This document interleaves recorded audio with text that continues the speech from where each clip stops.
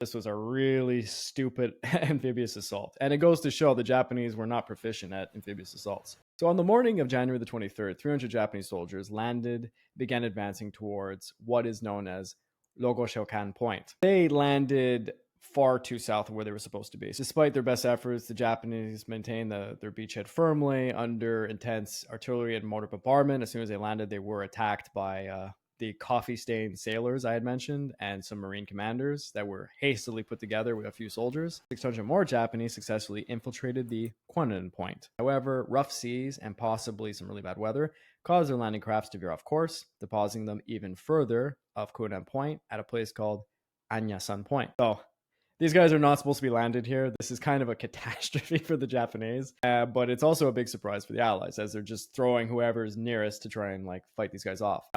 So it's just confusion and demoralization for both in a way. And this begins what is known as the Battle of the Points. And when I'm referring to night attacks, it's pretty harrowing stuff. You got to imagine yourself as a Filipino American defender. You're in a foxhole. It's the dead of night, and you just hear some rustling in the bushes. Do you call out something like, "Hey, who's there?" Perhaps, a code word? What happens if you receive an English response? It could be a Japanese guy who's just speaking English to you, and he Not to also jumps mention, in. you've already been under stress, fewer rations. It's demo, and not to mention you literally retreated like hundreds of kilometers in the past few weeks and months. You have to imagine you're in your foxhole, you're expecting a buddy to come over, and it's a Japanese guy with a bayonet. He's about to stab you.